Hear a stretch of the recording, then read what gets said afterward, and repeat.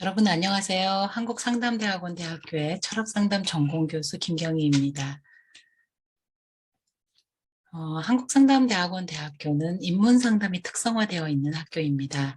우리 학교는 개교 당시부터 상담학의 목표를 이루려면 인간의 존재 가치와 의미를 깊이 탐색하는 인문학적 자기성찰이 필수적이다 라는 인식을 가지고 인문상담학을 발전시켜 왔습니다. 저는 인문상담학 중에서도 주로 동양 철학에 기반한 철학상담을 가르치고 또 연구하고 있습니다. 그리고 나아가서는 철학과 문학, 또 동양과 서양의 인문학 전통을 포괄하는 인문상담의 영역을 확립하는 것을 지향하고 있습니다. 제가 본교에서 맡고 있는 강의로는 동양 철학과 상담, 동양 철학과 인간 이해가 있고요. 또 세부 전공 과목으로 장자와 철학 상담, 노자와 철학 상담, 동양 미학과 인문 상담, 인문 상담과 글쓰기 등이 있습니다. 오늘은 이 가운데 장자와 철학 상담이라는 전공 과목에 대해서 소개해 드릴까 합니다. 장자라는 책은 그 인문학에 관심이 있는 사람이라면 누구나 다 흥미를 가지고 있는 책이죠. 동아시아의 최고의 우화집이자 또 삶의 지혜들로 가득한 철학 고전입니다. 이 장자와 철학 상담이라는 과목은 장자라는 텍스트를 우리를 철학 상담으로 인도하는 안내서로 활용하는 법을 익히기 위한 과목입니다. 장자는 다양한 문학적 양식들을 통해서 철학적 사고와 심리적 경험을 절묘하게 결합시키고 있는데요. 이 점에서 이 강의는 철학과 문학을 아우르는 통합적 인문상담의 특성을 강화하기 위한 것이기도 합니다. 오늘 이 시간에는 우선 그 철학 상담의 역할을 상기하면서 장자가 어떤 지점에서 철학 상담 텍스트가 될 수 있는지를 말씀드리고자 합니다. 그리고 장자를 보면 그 인간 마음이 갖는 습성들에 대해서 다룬 내용들이 많은데 그중에서도 옳고 그름을 판단하려는 마음에 초점을 맞춰서 장자가 우리를 어떤 자기인식과 자기 성찰로 안내하는지 설명드리겠습니다. 그리고 이런 논의들이 장자 철학의 핵심 키워드라고 할 수 있는 자유, 변화, 소통 이런 개념들과 어떻게 연관이 되고 또 이 주제로 고민하는 분들에게 어떤 통찰을 줄 수 있는지 간단히 짚어보겠습니다. 철학 상담이 어떤 일을 하는지에 대해서는 국내외의 여러 철학 상담 이론가들이 각자의 이론적 배경이나 또 철학사적 기반에 따라서 다양하게 설명을 해왔는데요. 현재 미국에서 활동하고 있는 렌 라하브라고 하는 분은 철학 상담의 목표에 대해서 이렇게 말한 적이 있습니다. 먼저 철학 상담은 사람들이 각자 자신들이 처해 있는 공경과 삶을 철학적으로 검토하게 한다. 그리고 자신과 세계에 대한 철학적 이해를 발전시킨다. 그리고 무엇보다도 편협하고 자기 속에 갇힌 개인적 관점을 넘어서서 자기를 고양시키고 또 지혜에 이르도록 돕는 그런 활동이다라는 것이죠. 라하버는 이런 관점에서 철학 상담과 심리 치료의 차이점에 대해서 언급하기도 합니다. 이분에 따르면 그 대부분의 심리 치료들은 한 개인의 심리적 요소들이나 또 심리적 과정들에 초점을 맞춥니다. 거기에 어떤 문제가 있는지 또는 어떤 장애가 발생했는지를 찾아내서 그걸 교정하는 데 목표를 둔다는 것이죠. 반면에 철학 상담은 그 사람을 현재의 마음 너머로 안내하고 또 그 사람의 마음 외부에 존재하는 새로운 가치들과 새로운 관념들의 풍경 속으로 안내한다고 말합니다. 그리고 이런 일을 철학 상담에서 추구하는 지혜가 목표로 해야 할 역할이라고 보기도 합니다. 고대 그리스의 플라톤이 이야기했던 유명한 동굴의 우화 있죠. 이 동굴의 우화의 비유를 하자면 철학 상담은 동굴 속에 갇혀 있는 사람들의 그림자를 들여다보면서 그것을 수정하거나 개조하려는 게 아니라 그 그림자들을 넘어서서 사람들을 동굴 밖의 넓은 세계로 안내하려고 한다는 것입니다. 라브가 여기서 이야기하고 있는 철학 상담의 역할을 잘 보여주는 신뢰를 우리가 동아시아의 철학적 전통에서 찾는다면 단연 장자를 꼽을 수 있을 것 같습니다. 장자의 철학은 심리적 장애들의 해소나 또 정상성의 회복이라는 치료적 시각을 넘어서서 우리를 보다 자유롭게 만드는 존재론적인 전망을 보여주고 또 우리가 기존의 인식의 틀을 벗어날 수 있게 해주는 데 집중되어 있습니다. 장자하면 우리가 많이 떠올리게 되는 핵심 가치 중에 하나가 바로 자유라는 것이죠.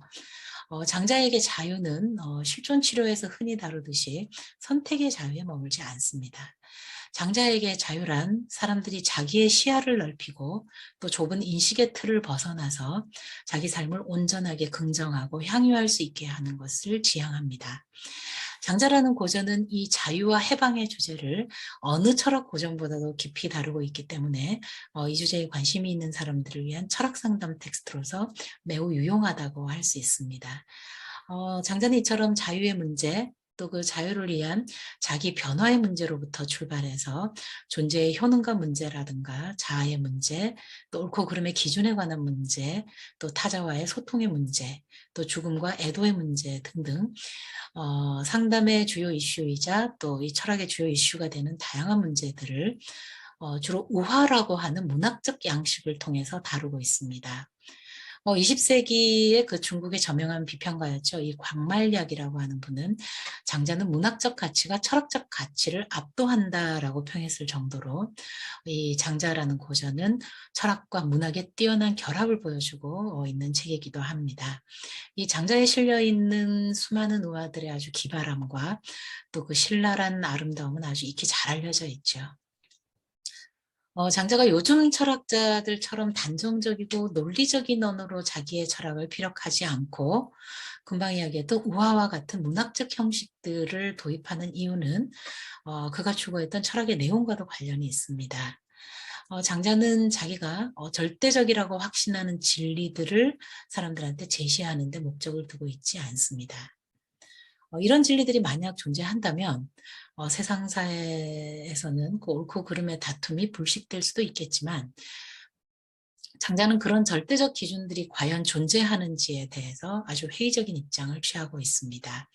그리고 그런 진리 주장을 강하게 내세우는 말들은 오히려 그 다른 생각을 가진 사람들의 자아를 강하게 건드려서 소모적이고 무의미한 다툼의 상황을 가져오기 쉽다고 보고 있죠. 장자는 이보다는 인간의 심미적인 역량, 다시 말해서 새로운 것에 대한 열망으로 차 있고 또 기존의 것과 다른 것을 수용하는 데 아주 탁월한 인간의 심미적 능력에 호소하기 위해서 우화를 비롯한 다양한 문학적 기법들을 활용합니다. 장자의 그 예리한 철학적 칼끝은 옳고 그름을 분별하는 데로 있는 게 아니라 오히려 그 옳고 그름을 분별하려는 인간의 마음의 습성을 향해 있다고 할 수 있습니다. 우리가 살면서 무엇이 옳고 또 무엇이 그른지를 판단하는 것은 무척 중요합니다. 어떤 문제 상황에서 결정을 내리고 또 적절한 행동을 취하기 위해서는 옳고 그름을 판단해야만 할 때가 분명히 있죠. 그런데 문제는 사람들이 공동의 결정이나 하나의 결론에 이르러야 할 때 발생합니다. 사람들마다 옳다고 생각하는 게 일치하지 않고 옳고 그름의 판단 기준 자체가 다르기 때문이죠. 서로 다른 기준을 가진 사람들이 자기 기준을 고수한 채 대화를 하게 되면 그 대화는 공감과 소통을 가져오기보다는 공격과 방어의 다툼으로 빠지기가 쉽죠. 그 다툼이 낳는 감정적 부산물들은 결국 서로에게 상처로 남게 되어 오히려 소통을 더욱더 어렵게 만들기도 합니다. 장자의 재물론 편을 보면 인간의 마음을 전쟁터에 비유한 내용이 있죠. 장자는 우리 마음을 전쟁터로 만드는 것, 마치 그 화살을 쏘아대듯 옳고 그름을 따지려는 습성, 이게 우리 마음을 전쟁터로 만들고 또 마치 맹세라도 하듯이 거기서 내가 꼭 이겨야 한다라고 생각하는 그 고집이 우리 마음을 전쟁터로 만든다고 말합니다. 한번 본문을 읽어보겠습니다. 날마다 우리는 마음을 다투는 데 쓴다. 화살이 활을 떠나듯 발사된다라는 표현은 마음이 옳고 그름을 따져대는 것을 말한다. 맹세라도 한 듯 꼼짝도 하지 않는다라는 표현은 마음이 자신의 승리를 다짐하는 것을 말한다. 가을과 겨울처럼 쇠락해 간다는 것은 마음이 날로 소모되어 가는 것을 말한다. 그리고 죽음에 가까워진 마음은 되돌릴 수가 없다.